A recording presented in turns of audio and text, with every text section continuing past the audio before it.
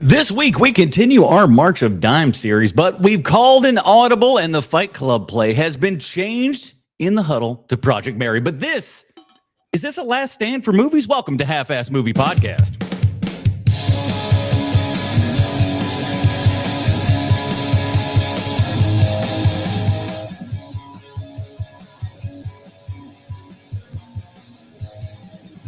Welcome back, you dirty babies, to another Half-Ass Movie Podcast, a show where we put together a half-ass theme as an excuse to watch movies. My name is Adam Portress, and joining me today, he's that Sean like spaceships guy. Sweet Sean's a Kovacs from the internet.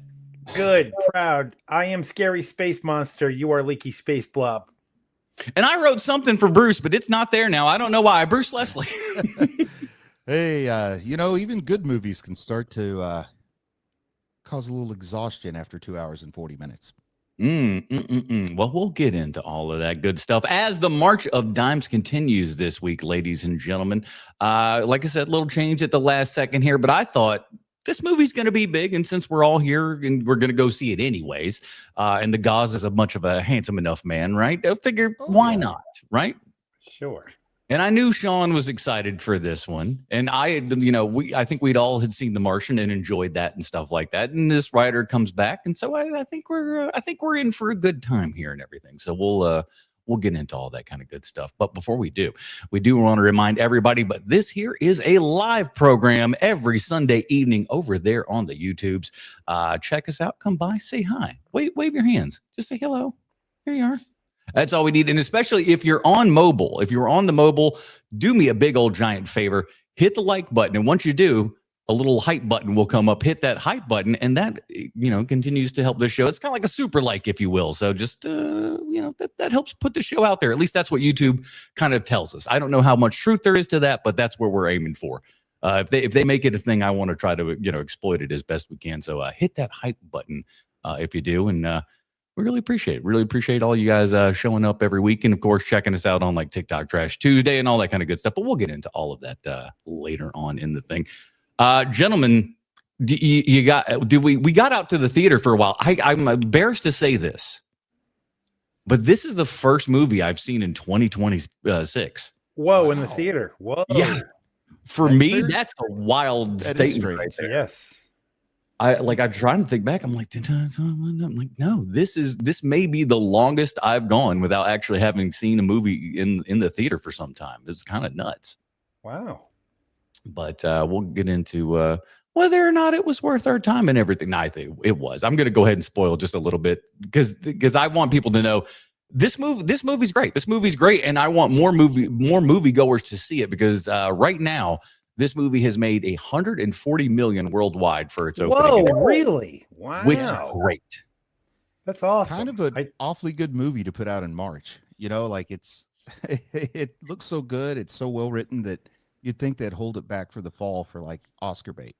I don't think they knew what they had, quite honestly. It kind of felt like that because, yes, there was a marketing budget to this, clearly, but it wasn't something where it's everywhere in your face all the time. It's kind of like it had like a mid-tier quality to it, it felt like. And so to see that it's made this much money already is really heartening because more of this, please. Yeah. And we'll get into some of the reactions and stuff that we've seen over on the internet and things like that. It's very encouraging, very encouraging. And of course, we want you to stick around after this while you're watching on the live stream here and everything, because we're going to be dropping our Dinger Zone as per usual. This week's Dinger Zone, top 5 Chuck Norris movies. That's right. The late, great Chuck Norris has finally left this world and everything. But you know what? He left quite the indelible image on us as well. So we're going to be talking about Chuck Norris films come the Dinger Zone. So have those loaded up there, Chad. We'd love to hear your thoughts on Chuck Norris. And I know MVD's in there, so for sure he knows, like I'm sure he probably knows Chuck Norris left and right far more than all three of us combined, let's be honest. For sure. So go ahead and if you missed that and you want to hear it later, you want to hear that Dinger Zone later, why don't you go over to patreon.com/HMP, get the pre-show, post-show, and that Dinger Zone there, all for the monthly price of whatever you'd like to pay. Whatever you'd like to pay, whatever value that you get from this show, put that in a dollar form, send it our way. We'd love you so much for it. Thank you to all the people that supported the show. I'm gonna put them up there. There's all the dirty babies. Oh, well, there we go. I get You know to what I go. call them, My crap Adam? in order. Yes, sir. Value for value. It is. It's what you get in, and you give it out to us and everything. So there you go, ladies and gentlemen. I didn't even force it that time. It wasn't even me. So I don't want nobody talking. No guys, shit. I'm in too good a mood, and I'm too tired to rail against you guys right now. Oh man. Well, in that case, everybody, let's get to it. Here is the IMDb plot line for Project Hail Mary. As we know, IMDb always I got to get things working here. IMDb always 100% correct in everything they say and or do. Science teacher Ryland Grace wakes up alone on a spaceship light years from Earth. As his memory returns, he uncovers a mission to stop a mysterious substance killing the sun and save Earth. An unexpected friendship may be the key. Holy crap, that's a lot of words that you put in there, IMDb. But it is true. That's at least you're accurate to the story, and they're not making shit up like they sometimes do.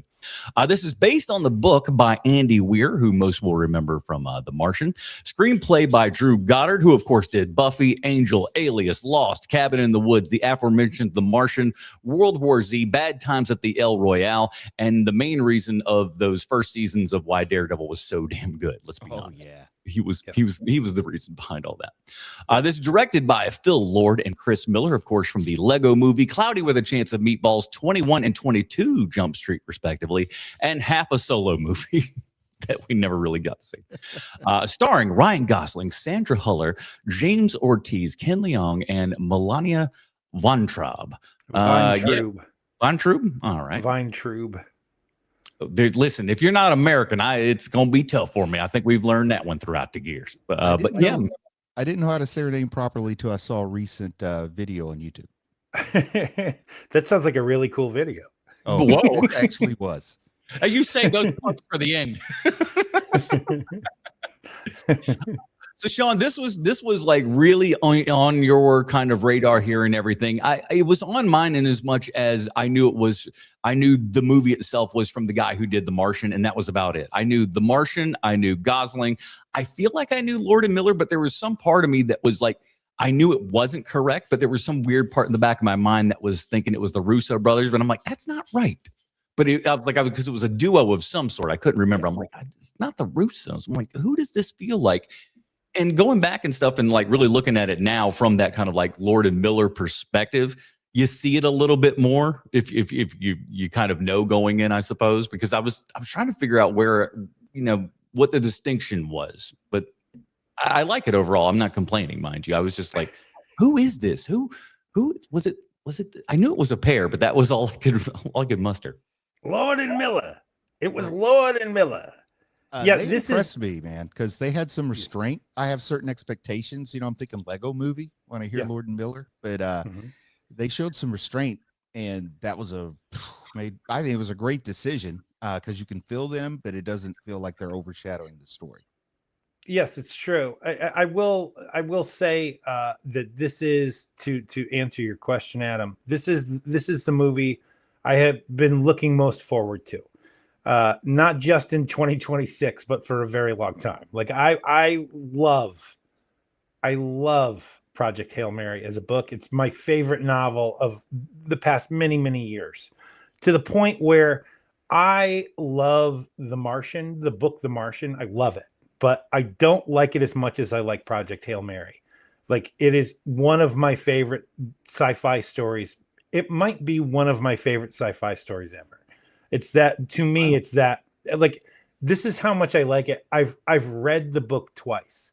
I never read books twice because I just don't have the time.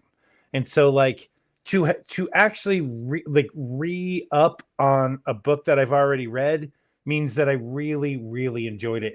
And like, in case there was something I missed, like that kind of thing. And the answer is yeah, because you always miss stuff with a book that's, a big old book.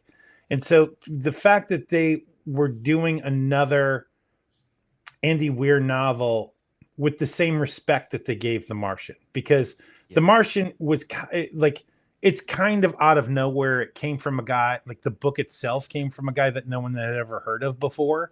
And it just kept getting bigger and bigger and bigger over time because the story is so rock solid and it's just such a great idea that to the point where when the film rights get bought, even Andy Weir is like, well, good luck. I'll enjoy having the film right, like the film right money, but like this isn't going much further.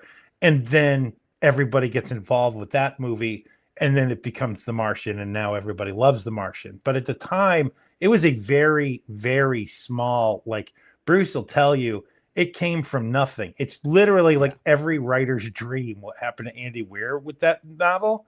And so I am a firm believer in this. I think that every human being on earth has three good ideas in them, but it's what you do after those three good ideas are done, whether or not you actually have, like, you're capable of creating more ideas, because that's a lot harder than people think.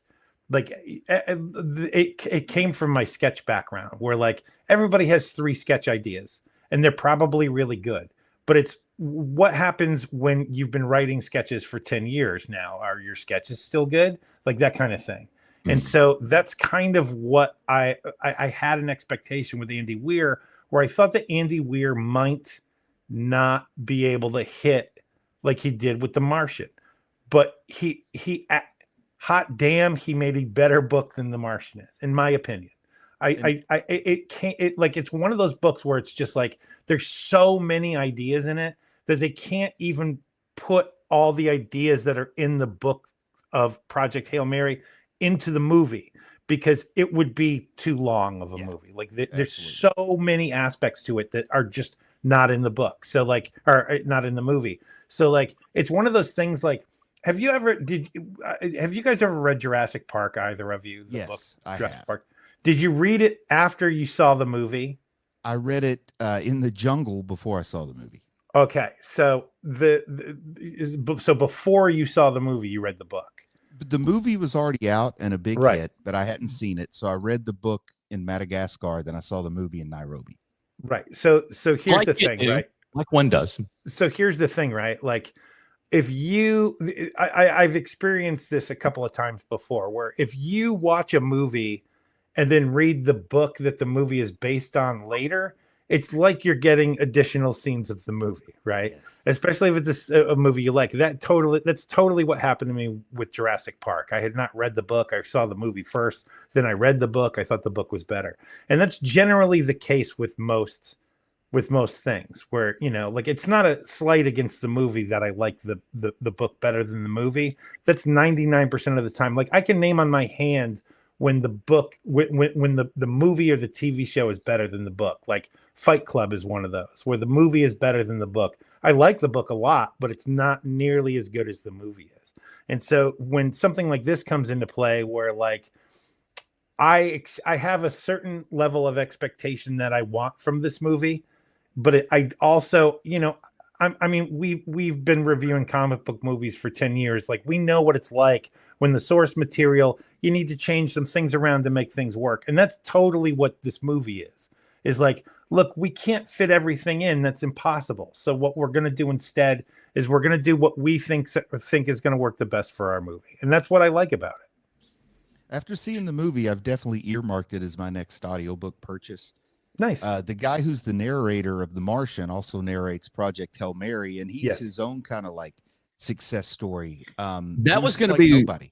That was going to be my thing, because that was going to be my question for you, Sean, is that like I'd heard other people talk about this, and I know we're all busy people, so you always can't sit down and read, but I know you also do Audible stuff like that. I hear the guy who does that is like fantastic. I've heard nothing but like amazing praise for that dude, and it's just like that dude makes you want to listen to it again. And the story about that guy, there's this program on Audible called ACX, where like an indie writer just takes auditions for a book, and just picks somebody and hires them. So this guy wasn't like a name who was known through publishers or anything. He just auditioned through ACX. So those of us who've kind of dabbled around in there, he's like a big hero. So that's an awesome story with that guy too. Like, nothing but magic around the Martian. Speaking of magic, Fortress Bucks. MVD drops a $5 on us and said, "Never read the book just before watching. Never read the book just before watching the movie. I learned that lesson with Time Cop." Oh my goodness! And he means the book Time Cop was the book Time Cop was based upon, not the actual novelization of it. He wants those are two separate things, very different things, very different things. Get them wrong. I was impressed by this, and it is one of those things that I've almost heard enough of too much praise from all of this to where I need to investigate these books and whatnot. It was one of the things that I was trying to hold back on for the last couple of weeks because I know how you behave, Portress. So I didn't want to be like, listen, guys, this is going to be a really big deal, you guys. You need to watch this movie. It's going to be huge. I'm going to love it. Like, I didn't want to do any of that. Much better follow-up than Ready Player 2 was. Oh God, man! Like, and that's what I'm talking about, Bruce. Like, it's kind of the same story, right? Is that like the guy who wrote Ready Player One also came out of nowhere? He just had a really good idea, but it turns out that was his idea, and so like, you're right. So I was like, you know what, like when I read, because I did read it, I haven't listened to the audiobook of Project Hail Mary, although I want to, because I love that narrator from The Martian. I think he's great. I should probably buy the audiobook just to listen to it. I think that like when it comes to where was I going? I'm sorry. The book. I can't remember where I was. Well, you didn't want to tell Adam how good the book was beforehand. Right. So like because Portress behaves in a way like, but is it though? Like that is just what he does. It's just what he does. So I wanted to totally downplay how much I was looking forward to this thing. Like I think I said in like casual passing, like this is my favorite novel. I'm looking forward to this movie. I think like that's as far as I went with it because I know Portress enough. I think I would be okay with like this particular thing coming like this is okay. Had it been like something that wasn't like this sci-fi genre thing from someone that I already kind of knew previous work of and stuff like that, I would probably hold a little bit more judgment and stuff. This I was fine with. This I don't think I would have had any kind of trepidation about this, but yeah, you're right. If somebody just goes like everybody loves this, it is just part of me going, fuck you. No, it's not. That's who you are, man. I don't like it. How about that? You'd already tipped your hand a little bit because you were like, I'm seeing a lot of stuff on social media that I think is paid for by the studio. People saying how great this movie is, and I was like, well, I could totally see that. Like I could completely see that. But also the fact that Portress, like immediately, that's where he goes to with it when it comes to critiques of the movie. I was like, okay, I'm going to shut up about this thing until my dumb show lands. It's good. Yeah. Oh yeah, yeah. But speaking of the book and everything, just to give people a little bit of an idea, I pulled up a little video here of our buddy Andy Weir talking about kind of the construction of making this world and everything. So I thought we ought to take a little gander at that. The actual exoplanet that he's from. And I built that up and I figured out, okay, how do you end up having liquid water on a planet that's so close to its star? You need a big, thick atmosphere. And then to keep an atmosphere, it needs to be made out of something fairly heavy molecules. So I picked ammonia. And then it needs a strong magnetic field to keep from being sandblasted off by the sun. So it needs to spin around fast. So bit by bit, I was developing what the world must be like in order to support life at all. And then I started thinking, well, really, that world, that biosphere is going to be more like an ocean, because light doesn't make it all the way to the surface. That's why Iridians don't have eyes. And so there's plant-like things floating in the upper atmosphere, then things below that eat those, and things below that eat those, just like we have ocean life way further down than there is any sunlight. I am Rocky. As for Rocky's personality, well, he was one of a crew of like 26 Iridians who were sent on a desperate mission, very similar to what the humans are going through.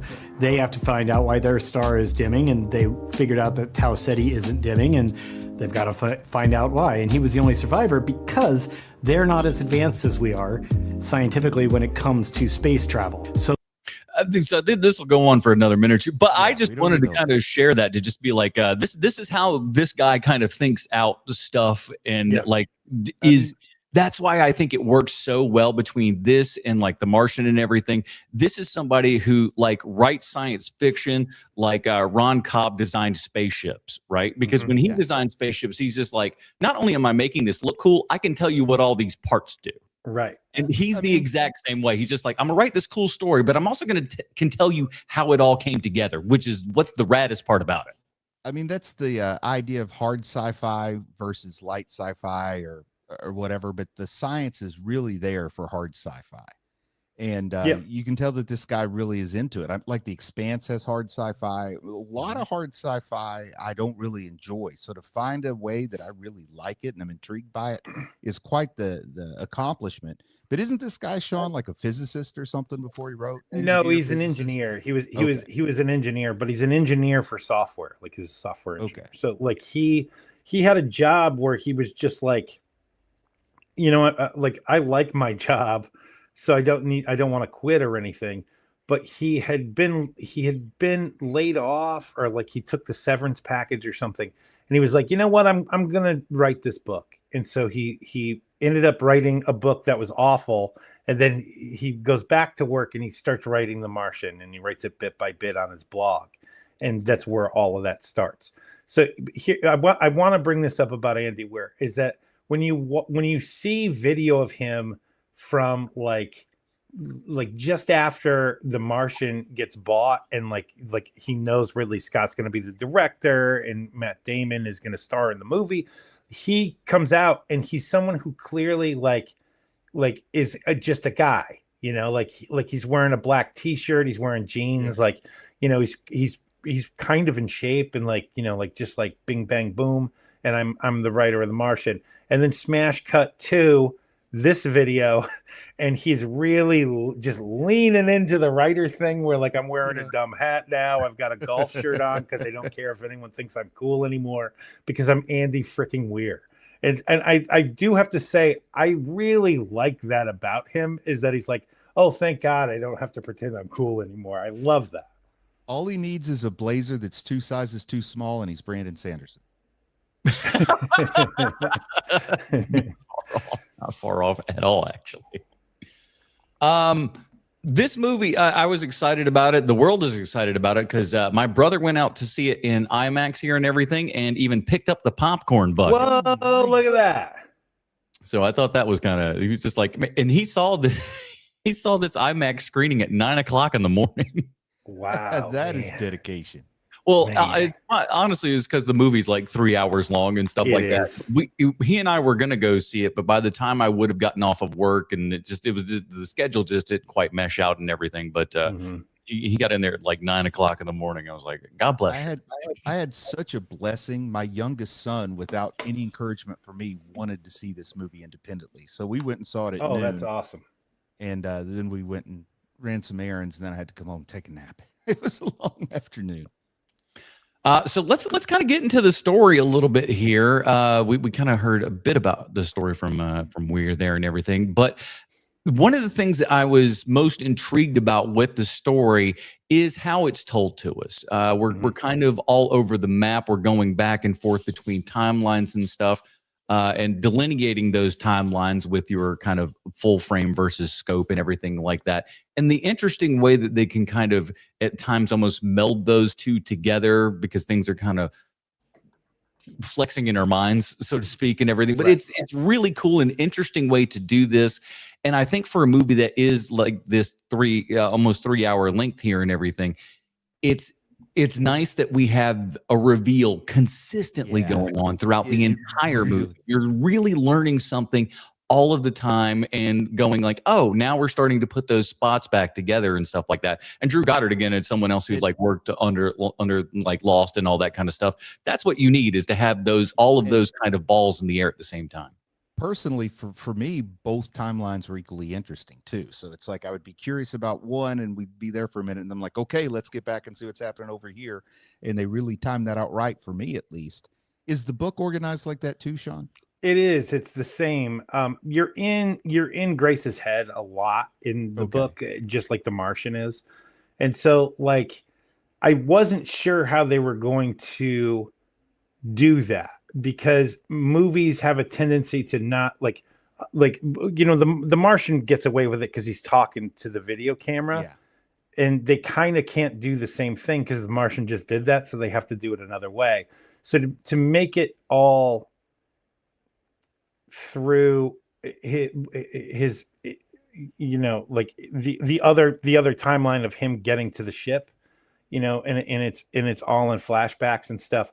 That's the part that I think some people are going to have an issue with watching the movie and reading. Like, if you have a problem with that watching the movie, you're never going to read the book. But like the fact that it's not linear, like the storytelling of this movie is not linear, and there's a dreamy quality to it also, like especially at the beginning of the movie, that I immediately thought to myself, like, oh, they are literally just making this movie for me right now. Like, this is literally like, this is just my movie. I'm the only one who's going to see this movie and like it. Like, I literally felt that way. And then to find out that everyone's like, no, I love this movie. I'm like, oh, okay, great.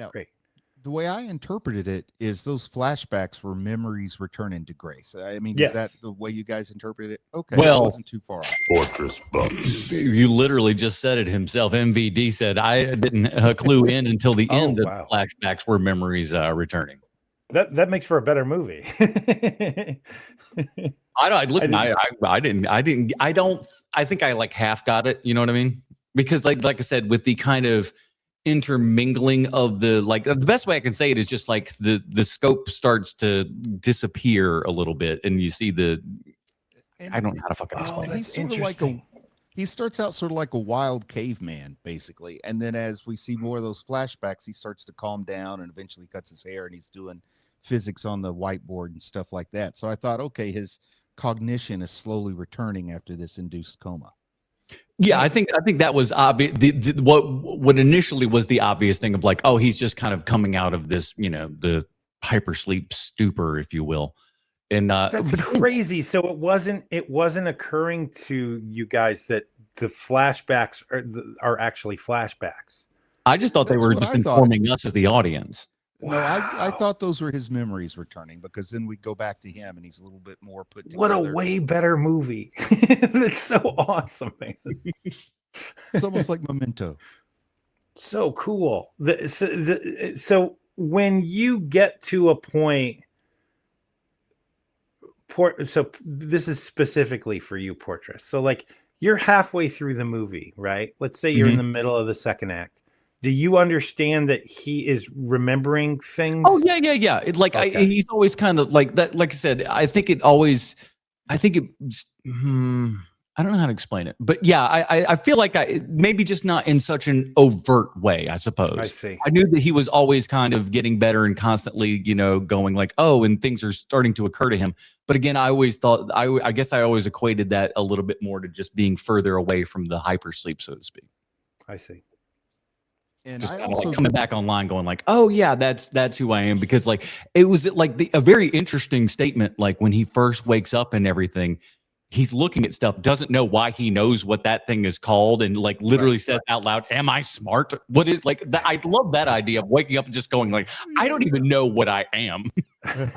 Well, if it was written by anybody other than Andy Weir, there's also moments where I'd be like tempted to say, oh, it doesn't really work that way. But I know this guy, if he says it works that way, it probably works that way. You know what I mean? He's not just a fantasy writer.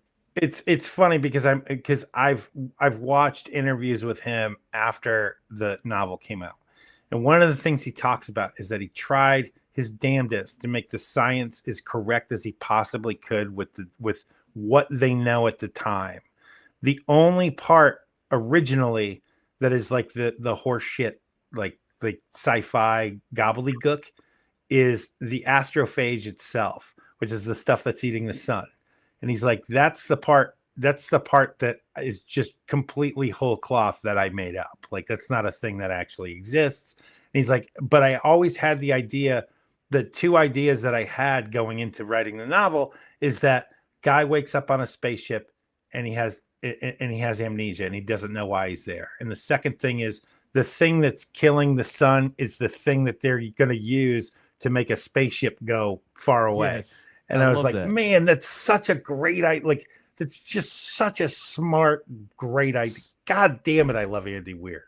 so much better than just making it another antimatter drive or solar Right. cells or something Right. like that. I love it's his own. It's his own idea. Like there's so many of that in this movie, though, where it's like again and again. I'm like, well, I've never seen that before. Well, I've never seen like that's what recommends this movie to like somebody who just loves sci-fi like me.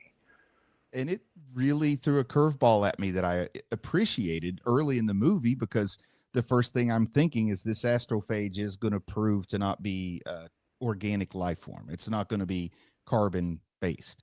But then after all the research, you get to see Grace all deflated because despite the fact he's discovered a lot about a new organism, he's totally deflated because it doesn't support his argument that there's life forms not based on carbon and oxygen and hydrogen. He's more bummed out about that than he is about the fact that he kind of knows how it works. He's like, it's mostly water. Damn it, it's mostly water. And So I will have one little tiny thing that I'll mention that I still don't know if it's an issue or not. So I'll see what you guys think, but we're not quite there yet. Okay. What do you guys think of Gosling in this? I think he's great. I like him better here than as Ken. Yeah. I love him as Ken. I think he's great as Ken. He might be the second best thing about that movie to me. He really was. It's like if he wasn't playing Ken, I don't think that movie's nearly as good as it is. I think it'd still be fine, but like he brings a little quality to that movie that's just like, this is what I needed to make me really enjoy this movie. He's just he's so funny in it. I love it. I know there's a lot of recency bias right now, but I think this might be my favorite performance of his. Oh man, Fortress Bucks. Everybody, the Night Bard has jumped in and just said, hey fellas, I haven't seen the movie yet, so I'll have to listen later. Just wanted to pop in and say love you. Love you, Night Bard. Thank you, sir. Thank you. Listen, you're gonna like it. So that's the best part of all this is go out, watch the movie, come back and enjoy the podcast, because you will certainly enjoy the movie, I believe. Yes. Alert. But yeah, like the way he plays the teacher riding the bike to school and how good he is with the kids. I mean, it's not exactly what I'd expect a Gosling role to be. And then he's also someone hasn't seen the Nines. I haven't seen the Nines, but he's also like this competent, basically astrophysicist once he gets into space, even though he's really a cellular biologist. But he's just I think ultimately that's like my one tiny quibble with the entire movie, and like you let it go because it is what it is, but it's just like a science teacher is going to be the high school, well, at it's least like the Insider in high school. You've seen Russell Crowe's Insider? It's like that in reverse.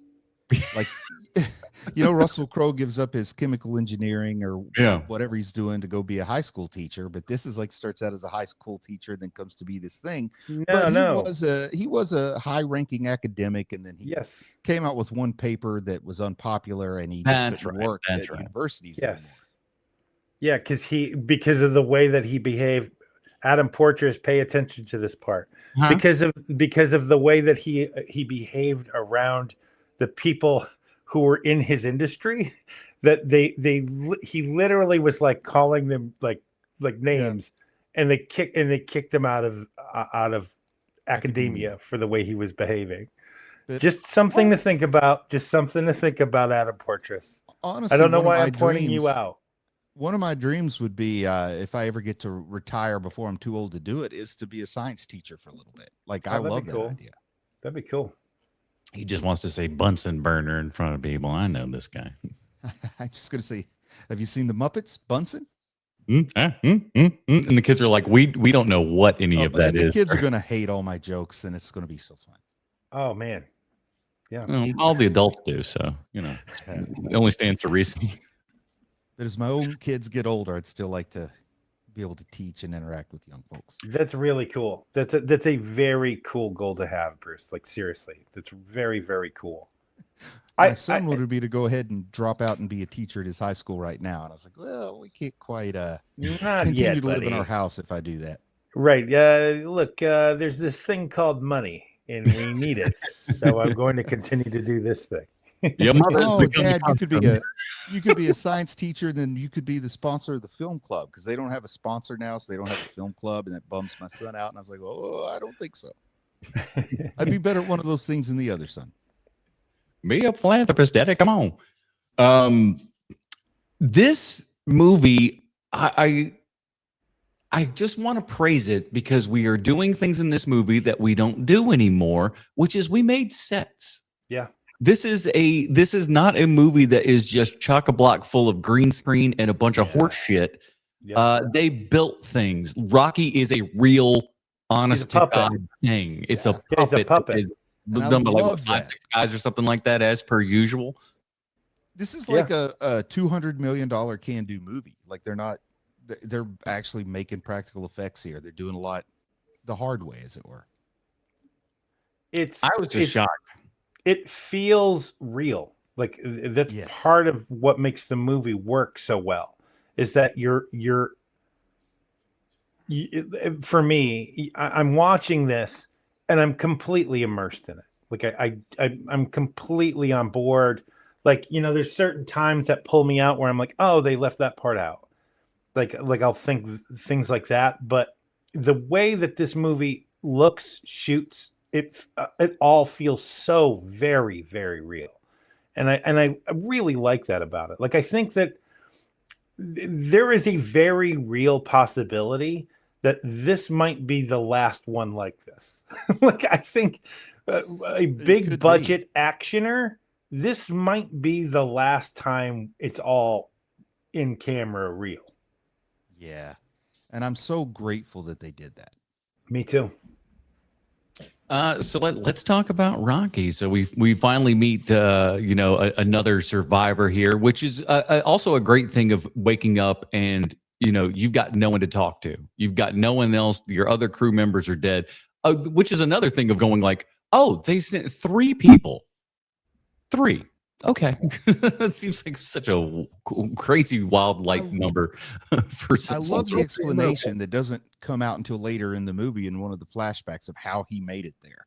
There's this big explosion just a few days, 3 days before launch, and it kills the science officers because somebody, it's something you are always worried about in medicine, but they turn a nanogram into a milligram and disaster follows. Yep. And I just love that explanation actually absolutely made sense because they did not have time to train anybody else. This is, as the name would suggest, a Hail Mary. So you're putting that third string quarterback out there, closing your eyes and hoping for the best. Yeah. I love the fact that he doesn't want to go. Like, there's love the fact. I mean, I had a nice little laugh there where I could see some of the Lord and Miller when he's just like running around all over the compound. And oh man, you got these Russian military folks chasing him, and it was a lot of fun. There's probably like a chapter's worth of him not going, and it's kind of surprising when you're reading it because it's like, oh, they're not making this, because in the book it's not funny. In the movie it's funny, which is the right move, quite honestly. But it's kind of surprising just the turn that Grace takes in the book. And it's like a new take on Campbellian story structure. You gotta refuse the call. But normally something happens that makes you answer the call. But here he was forced to. Yeah, it's true. I think we just lost Adam Portress. Either that or he's really good at standing still. He's really good at standing still. Yeah. But this movie, having not read the book, just surpassed some of my expectations, honestly. That's great, man.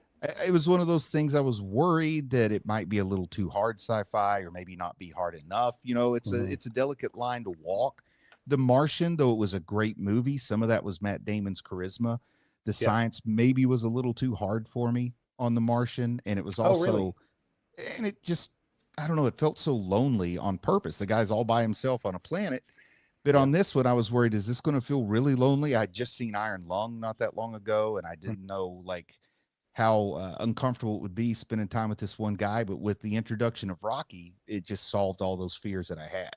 And I loved it. And I also loved it because being Andy Weir, I really wasn't expecting Rocky at all. Oh. So that's great. So that was a surprise when he shows up. Oh, it was absolutely a surprise to me. And then once he shows up, it makes sense to me. Okay, he got deflated on Earth, but he actually was right because we got this guy that has solid state xenon and breeze ammonia, all those things that this guy talked about. He's clearly not made up of water by the way he looks. So it was just awesome. And the echolocation was a nice touch. That's something that I thought was really clever. And I also like the way that he addressed it in the movie. And the book, I guess, is going to be different because you don't get those cool visuals of all the sound waves, Daredevil style, bouncing off of the clock and things. But I think this is one where I probably enjoyed that aspect of the movie more than I would enjoy the explanation in the book. But I haven't consumed the book yet. And a really great kind of throwing it on its head for what we normally see in all of sci-fi, because the thing that we do when we're showing alien creatures and stuff within sci-fi is we obviously try to easily relate them back to humanoids. If you throw a spaghetti colander on somebody's head, congratulations, there's a brand new alien. With this one, we don't have any of the normal trappings and stuff, and we actually point this out. It's like, hey, you don't have a face. You don't have any eyeballs and stuff that I'm looking at. It's just kind of this rock thing that's got like more limbs than what a normal thing would have. It's like, what do you have, like 4 legs and 2 hands? What the hell's even going on? It's weird, and you almost don't like even fully see him all of the time. So it's almost like, what even is this sort of thing? He's like, it's small, so it's kind of like he's a dog, but obviously he's much smarter than a dog, as we find out, so it's not like he's not on that level. But he does become like an actual, companion and friend and everything. I love the, again, the great scientific way that we go about trying to figure out how to bust language down and be able to communicate between these two. How long does that take? Like in the book, the computer program that he's using in the beginning of it. That's like a chapter long of like the trial and error of making that work. And he explains how it's done, and like the ins and outs of it, and the programs used, and like, and even the frequency that Rocky is speaking in. Like Andy Weir is a madman when it comes to that kind of thing. And so it's the thing that like I can't believe I'm about to say this, but like the science and the math matter in that book. Like it completely has to make sense for it to be in the book in the first place. And so that's kind of how he gets around it. You know what it reminds me of, man? I can't remember the name of the author off the top of my head, but he wrote like Devil in the White City and Thunderstruck, like that author. And he makes, in the way that he crafts Larson. I think it's something Larson. It is. It's Larson. The way that Larson crafts narratives with that's like real stories, like things that actually happened, real life events. Yeah, it almost reads like it's a fictional novel. And that's kind of what Andy Weir's gift is as well, is that yes, he's throwing these things at you like, it's at blah blah blah megahertz, what Rocky the frequency Rocky's speaking in, like stuff like that. But then also at the same time, like like Rocky isn't unlovable. You know what I mean? Like Rocky is almost like you said, like a dog earlier. He's not like that. He's not like he's not like a mascot. Like he's like his own person. Mm-hmm. Which makes it so much more interesting to me. Like if he's like, like a dog, like if they make him behave like a dog or a cute little monkey or something, that's not nearly as interesting as just like a rock man. An interstellar rock man friend. Right. I think it was a stroke of genius here too from Andy Weir, because, there's always the question, if there's an extragalactic civilization, are they going to be significantly more advanced or significantly less advanced? But we've both been around the same amount of time since the Big Bang, and they're just differently advanced. That's what I said. They know more than we do about some things, but they don't know anything about relativity or radiation. And then it's all explained by the atmosphere of the planet they live on, more by Andy Weir in that interview than it is in the movie per se. Mm-hmm. But it's just like I really liked it. It's like we're better at some things, they're better at other things, so it makes sense to work together. Like there's moments like the fact that Iridians work off of like like a base of 6 because they have, I'm sorry. Yeah, it is base 6 instead of base 3 10. fingers. Yeah. And so like the fact that it's just stuff like that where you're like, oh, he really has he has done the work, man. And it's just so fun to be involved in that world for a while because it's just a neat way to look at things like, oh, right. That creature is going to be way better. Like Rocky is much, much better at math than Grace is. And so Rocky is the one like doing the computations for that we need to get from here to here kind of a thing. But he also doesn't, they've never used a computer before because they haven't needed one because they're so good at math. It's stuff like that where you're just like, God, I love this. I love he's this like book. a spider weaving a web with how well he can construct those models out of the solid state xenon. Right. And I also like the idea that, most, I'd say most humans, you encounter an alien, you're scared to death and just want to kill it or get away from it. But I like the idea that he's trying to make friends from the get-go. Mm-hmm. And then I also convinced my son that I was psychic because he does not know as much about the Rocky movies as I do. And when he starts talking about his mate, I said, I bet her name's Adrian. And then when Adrian comes out, he's like, how did you know that, Dad? This man is a chubby wizard. What the hell's going on here?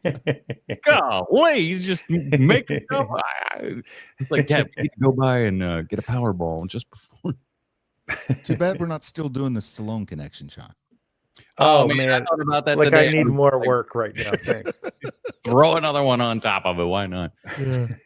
But yeah, again, I'm sure that would be another Stallone connection we would do, and zero connection to Stallone actually coming back. I'm still one of the highest, forms of just backhanded. Thanks, Sylvester Stallone. A decade, and not a peep, you son of a bitch. And he literally works in my town. Yeah, it's like, come on, and you need the positive press for Christ's sakes.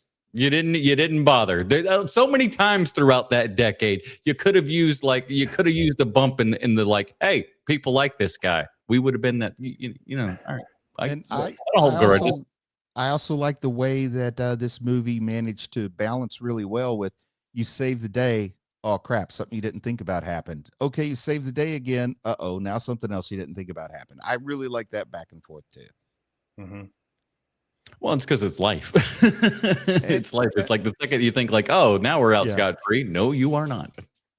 But a lot of times when you're writing a story, or when some people are writing a story, they don't reflect life as well as this did. It's true. And it's true, I really like the construction, the design of this thing that was like a dodecahedron or something, like a geodesic dome that he wears as a spaceship. And then it looks super cool when he makes one for Grace. Yeah. It's so neat. It's so neat to see also, like, I didn't know what the air tube was going to look like because it's such a big part of the book. And so to see it in real life, I'm like, oh, that's interesting that's the way that they, in their mind, that's what that would look like. And it doesn't look anything like what was in my head. And it's just, it's so interesting to like find that stuff where you're just like, oh, wow, they like what they're doing is very different than what was in my head at the time. But this is really cool. There's a lot of moments like that. There's very few moments in the movie where I was like, oh, that stinks. But there were a couple, but like not as many as I thought there would be. I thought I would be like 50-50 on it, and it's not that. The one part, I guess, that caused me to have just a little bit of pause is there's the big breakthrough when they find the bacteria on whatever this other planet is that they're outside of. They find that bacteria, and then they're like, okay, now we have a way to kill the astrophage. But he had already killed one with an injection earlier in the movie.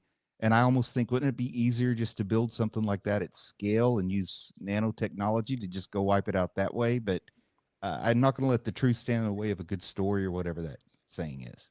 Mm-hmm. I had something and I lost it. That's how it goes.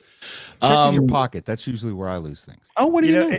One of the things that I like about this movie, because they do it in the book too, but the way that they do it in the movie is so much better because it's basically like the romantic comedy moment where girl comes out wearing different dresses and her friend's like, no, only it's with Rocky's voice instead. I love that. Yeah. It's so good. And it, because it is beat for beat the same idea. It's just using his voice instead of him like wearing dresses. I thought it was a very good way to put that and to convey this is what's happening. I love the supernatural hearing there too, where he kind of tries to whisper quiet. Oh God, it's so good. God, that was a lot of good. fun. It's like there's no way. Yeah, what do you want? What? It's so good. And I like the little also spinning another, crystal thing, so he can turn wavelengths of light into sound waves, so he can actually see things that don't have texture. That was a nice touch too. So neat, man. Yeah, another one of those like, this guy'd be thinking over here. It's like, how do you make a guy with no eyes see stuff? Well, and I like how they basically took that Disney thing that they use for the Star Wars movies. What do they call that? The dome, the sphere. I don't know. They took that and put it on the spaceship. Yeah, the volume. They put the volume on the spaceship, so it's like you're sitting at the beach and climbing the trees and stuff. That was great. That's a neat idea. Hey, we're gonna need the volume, but not the way that you think. I one of the things that kind of made me happy is that like we finally get this moment in one of these movies and stuff that feels like absolutely authentic, where it's just like, I want to go look at your ship. Yes. Of course he does. Why would you not want to go? Especially you got a friendly alien life form here that's got this weird ass ship that you ain't never seen nothing like this. This is like, and you are one of the only humans to ever see something like this. Hell yes, get me on the ship. I want to see how your weird ass rock world does ships. Yeah, and I love the way that the human centered atmosphere affected Rocky when he climbs out and just has to save Grace, and it's like this black smoke because it's reacting with the oxygen, and it's a chemical reaction. It's not like what you think of breathing it into your lungs and it's toxic that way, but it's like the chemical reaction with whatever substance Rocky's made from. It starts to essentially evaporate when it touches the nitrogen and oxygen. There's a lot going on in this movie, man. You be thinking about stuff, that guy. But I was real happy when Rocky came back to life after that.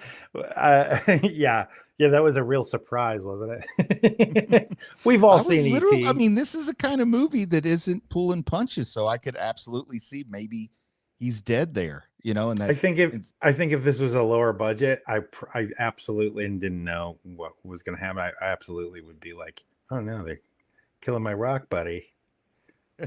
It's like E.T. when you think E.T.'s dead, and he finally gets healthy. We need to discuss something, by the way, that I didn't bring up in the video, which is this.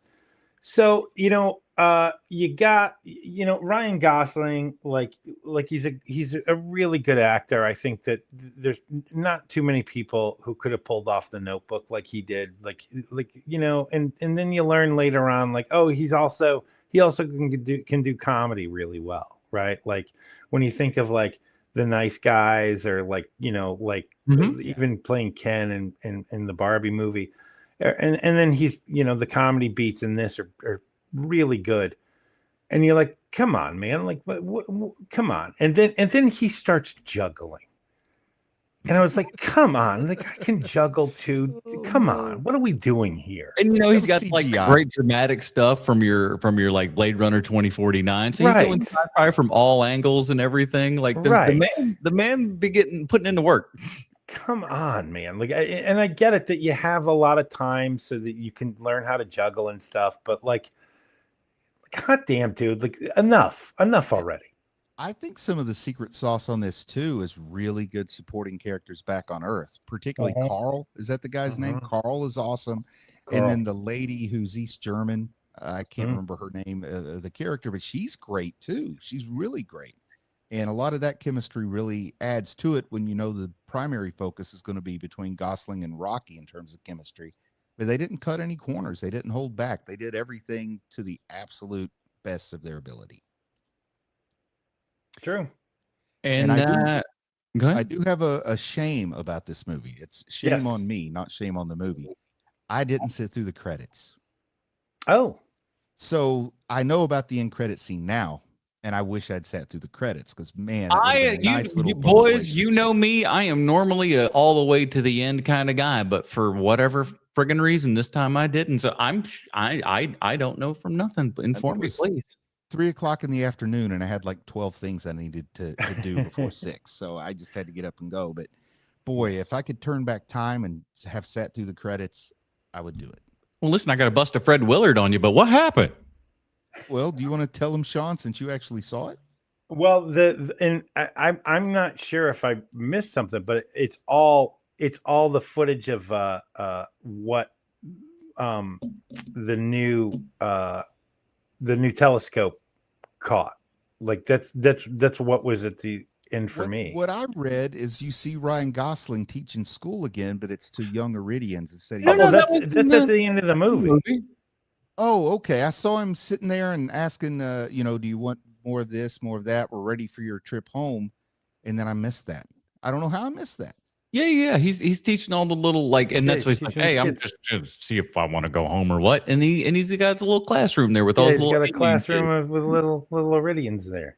Okay, I don't know. It sounds awesome, and for some reason I didn't remember it. You made me very nervous, Bruce Leslie. You made me very nervous. You just made me very, very nervous, man. I was like, what are the odds there's anything after this? I'm like, it's an almost 3-hour movie. I'm ready to hit the bricks right here. And I literally sat through to the end. And so I was like, because the James Webb, because all the pictures from the James Webb are in the credits. And so I was like, oh, I want to see if there's anything I hadn't seen yet. And then the credits ended. And I was like, okay, well, I'm leaving then. And I left. And I was like, please don't tell me there was something else. That would have been a nightmare. I apologize. The last thing I remembered was when they said, your ship's almost ready to go back to Earth. And that's where I thought it ended. He's one of those people that he gets to the point where he's like, this is the end of the movie as far as I'm concerned. And it's like, fuck this crowd. I'm getting to my car fast.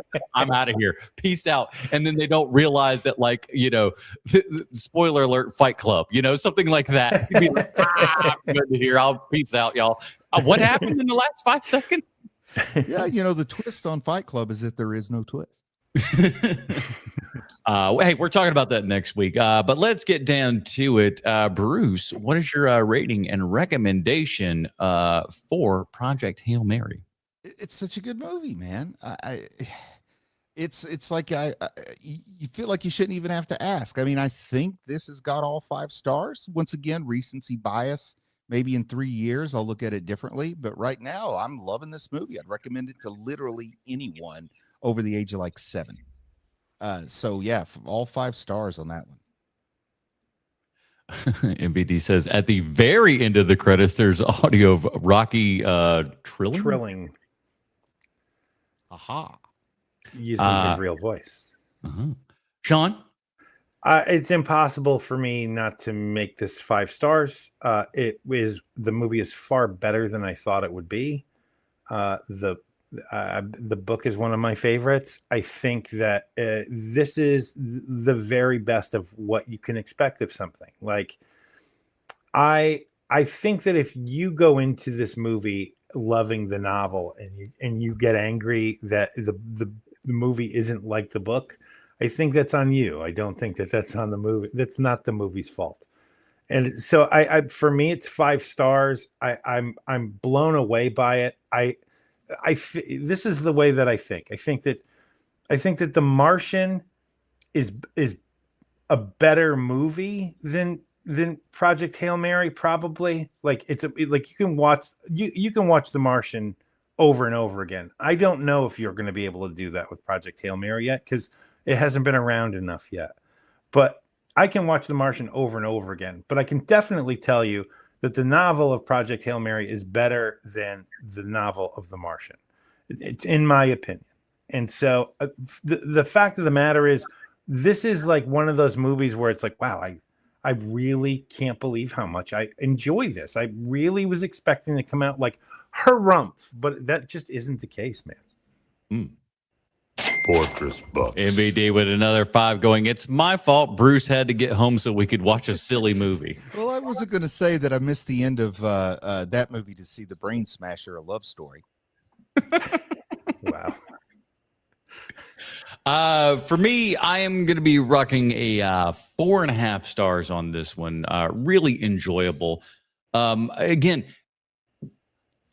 if and you can, ladies and gentlemen, do your best not to know things about movies before you go in. What a pleasant experience it is to just know that, like, nothing. I knew, like, Ryan Gosling's space movie. That's about it. I really knew nothing going in. So, like, really kind of having it all wash over you and figuring out things, and you kind of discovering this movie just as your character's kind of discovering who the heck he is and everything, and trying to put all those pieces back together. But it's not a movie that's about, constant trying to figure out who you are. Once he figures it out, we still kind of, are rolling on there and everything.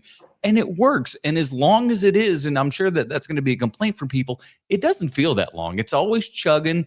Like I said, when you're going back between your A and B story here and everything, it never feels like you're mad that you're, like, in a particular spot and not another one. You kind of go, oh, I'm learning a little bit more, and then you're back, and it's just at that right enough pace that really, really works. And it's quite solid. And I'll say this, just based upon the track record that we've got here, any more Andy Weir books and stuff need to be cinematized by Drew Goddard. I think he's the guy to do it at this point. You know what I'm saying? The guy. He gets his voice and stuff, from what I can tell and what everybody else is saying, is that it's kind of like, I heard somebody compare it to, like, the Spark Notes of the movies, like the Spark Notes of the book and everything. It's like, this is just your condensed little, version of all of it. And I'm excited, and I'll probably get those audiobooks and everything, just because there's been far too many recommendations for me to kind of not check them out at this point. So, great, man. In our day, Sean, we had Cliff's Notes, not Spark Notes. That's what I was just like. I was like, I don't even know what the hell that is. As far as I was concerned, Cliff Notes was like, I'm like, it's the yellow book. I mean, if there's something that's different than that out there, I suppose that's what that was. But why did they make the cover look like a caution sign? Because caution, you didn't do any work. This will help you. That's what I always looked at it as. I was like, I cannot read Jane Eyre. This shit is boring. And give me this book. Whenever there's a comic book version of a novel, I went for that. I'm gonna skip all that stuff. Anyways, that is it, everybody. We got another one of our March of Dimes out of the way here, Mr. Handsome Ryan Gosling. Of course, Rocky's handsome as well. You just don't know where his face is at. But believe me, on his planet, quite the looker. Quite the looker. They send up only the most handsome of astronauts on what are they called again? Iridian. But yeah, we're having a good time here with our March of Dimes, and we got one more on set, the one that we were going to do this week, but we had to push it because honestly, this seemed like too much fun to kind of ignore here and everything. And since we've got 5 weeks in this month and everything, it works out just right. So next week, we're going to be checking out Fight Club and all that kind of good stuff, and talking about Brad Pitt's most handsomest role in all of his movies. And in the meantime, Bruce, where can we find more of your work on the internet? Just go to my YouTube channel. You can get there by either searching for Bruce Leslie or Anime Dad. Both will get you there. And this week, I've got a video I'm really proud of. I did a review of Project Hail Mary, so I want everybody to check that out. No, I'm joking. I'm joking. I did Leprechaun 3. It's practically the same movie. It's practically the same. Leprechaun 3. Sean, have you been working towards anything at all, or you've just been kind of, just twiddling your thumbs? What's been going on? Just lazy like usual. I've been slaving away in the mines. I've made my own YouTube channel called Sean Likes Spaceships, and the very first episode is out. It is called The 10 Best Reasons to Watch Project Hail Mary, and I had one hell of a time during this episode of HMP, not cannibalizing my own stuff from that for this, but we got there. I think I might have said one or two things, but that's about it. I don't even remember. Thank you, Adam. Go check them out, everybody. It is something that I wanted to make a show that I myself would watch, and that show is called Sean Likes Spaceships. Just so you know, I stopped watching it here because I didn't want to have any of your thoughts and stuff in my head, and possibly, I don't know, parse them off as my own. I don't know. Sure. That's not like anything that I would do. But I was just like, all right, I'll go back and I'll watch once we're finished with everything, and I don't want to have to I don't want to spoil. I watched it a couple of times, and I think I did pretty good not stealing your stuff. Oh, thanks, man. Thank you. I knew I couldn't be trusted. That is it, everybody. Oh, and check out TikTok Trash Tuesday. That is every Tuesday at 8 p.m. I go to movie TikTok and then bring back all the movie TikToks and yap about them for 2+ hours to a whole bunch of people and stuff like that. So we appreciate you hanging out with that. And check out my fried rice video. I put that together. No one's watched the bloody thing, but goddamn, I've seen it. I've seen it in Adam Portress. I've watched it.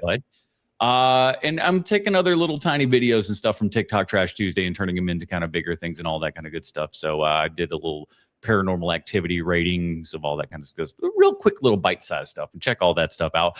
All the links are in the show notes for everything. That is it, everybody. Join us next week when we're talking Fight Club to wrap up our March of Dinosaur Sweet Sean's Covex from the internet. Bruce Leslie, I'm Adam Portress reminding you to get out there and watch the movies, you dirty babies.